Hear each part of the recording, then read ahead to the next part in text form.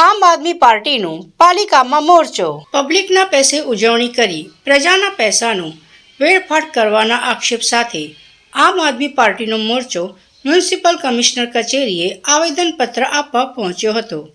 વડોદરા મહાનગરપાલિકાએ રાજ્ય સરકારની સૂચના અનુસાર વડોદરામાં મ્યુઝિકલ ઇવેન્ટ યોજી હતી, જે ઇવેન્ટનું બિલ 62 લાખ ઉપરાંતનું આવ્યું હતું, જેમાં ખોટા ખર્ચા કર્યા હોવાનું અને પ્રજાના પૈસાનો વેડફાટ કરવાનો આરોપ લગાવી તમામ ખર્ચાનો હિસાબ આપવામાં આવે તે માંગ સાથે આમ આદમી પાર્ટીના શહેર પ્રમુખ અશોક ઓઝાની આગેવાનીમાં કાર્યકર્તા સાથે પાલિકાની વડી કચેરીએ પહોંચ્યા હતા, જ્યાં ભારે સૂત્રોચ્ચાર કરી વિરોધ નોંધાવ્યો હતો।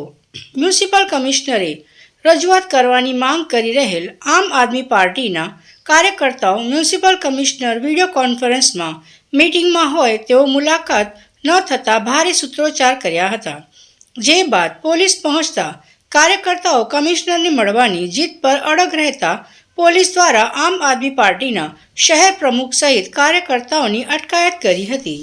રિટર્ન જેને કરવું હોય કરે, અમે હિસાબ લઈને રહીશું। બસ અમે પ્રજાનો રૂપિયાનો હિસાબ માંગીએ છીએ, બરાબર। ભાજપના એટલે તાનાશાહી અને ભાજપ એટલે ભ્રષ્ટાચાર કરે છે એટલે પોલીસને આગળ ધરે છે।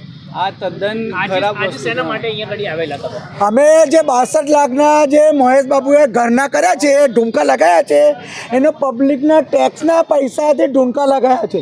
ભાઈ તમારે ઢૂંકા જ લગાવવા હોય તો પબ્લિકના ટેક્સથી ને તમારા પર્સનલના ટેક્સથી ઢૂંકા લગાવો, બરાબર છે। એટલે અત્યારે ભાજપની તાનાશાહી એટલે આપણે પોલીસ પ્રશાસનને આગળ કરે છે, પણ એ અમે પોલીસને કોઈ લેવા દેવા નહીં। એ અમારી અમે એમને પ્રશાસન કરીશું, અમે સપોર્ટ બી એમને કરીશું। અમારે ખાલી છે મહેશ બાબુને, ભાઈ એટલો તો હક છે પાર્ટીને કે ભાઈ ખોટો પૈસો છે ટેક્સનો, પબ્લિકનો ટેક્સનો પૈસો જ। અત્યારે 62 લાખ રૂપિયા એક દિવસનો એટલે શું થયું?